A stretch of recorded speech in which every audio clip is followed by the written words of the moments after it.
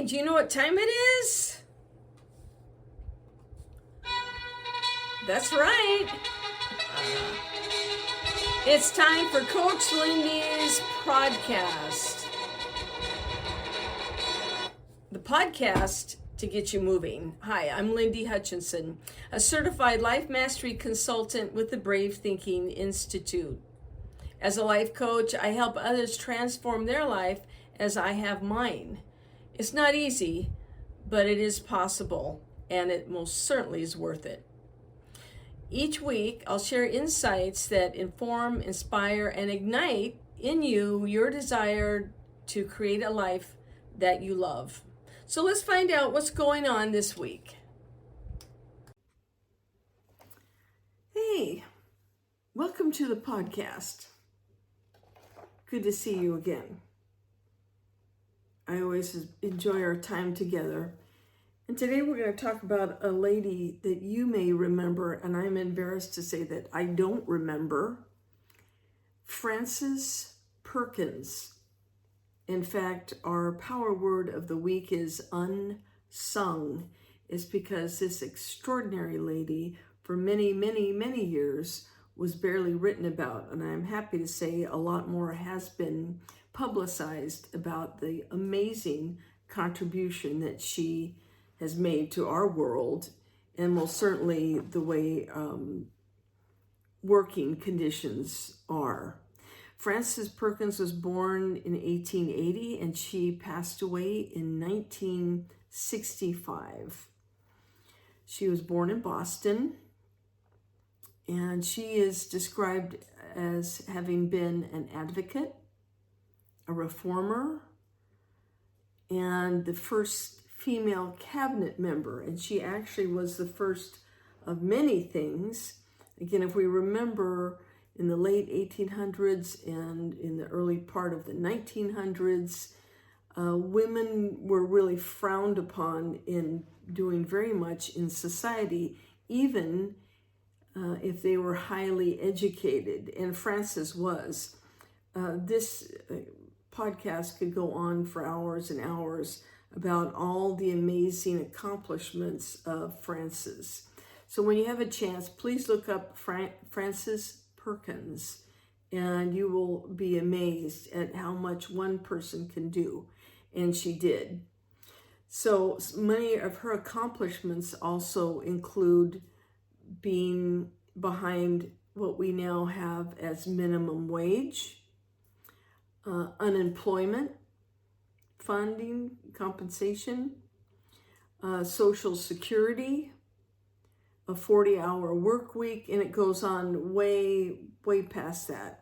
She graduated from college in 1902, and she got a master's degree in social economics in 1910.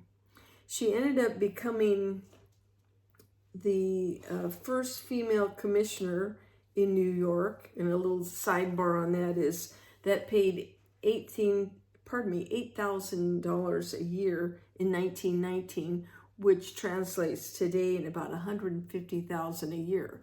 So she was not only working, but she was being compensated pretty well. Probably not nearly as much, but she was at least enjoying some of the benefits of her hard work. But when you read about her, she was relentless in investigating and doing extensive research into working conditions, because before the minimum wage was presented in a minimum work week or structured, people were basically slaves, and children of all different ages worked 12, 16 hours a day, and basically there was no time off. They worked 7 days a week. It was slavery. And we'll never know how many children and women died at the hands of tyrant employers. But Frances, who worked hand in hand with President Roosevelt and also Eleanor Roosevelt, she was so very instrumental in bringing a woman's viewpoint and speaking up for children, and most certainly for minorities. And we know that Eleanor Roosevelt certainly did that as well.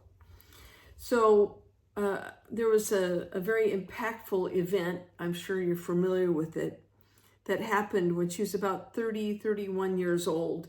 She was having tea with friends in New York's Washington Square when all of a sudden they heard the fire alarms going off in the city, and they ran over to see the infamous Triangle Shirtwaist Factory fire, which was absolutely horrible. I did not write down how many stories up it was, but it said that the fire engine ladders were not tall enough to reach the victims up in the fire. So 47, mostly women, young women, jumped because the exits had been locked by the employers who were fearful of theft. And so they weren't able to get out. And the grand total was 146 people died. 129 women and 17 men died in the fire. And it was largely because the employers locked the windows and doors and the people were not able to escape the fire.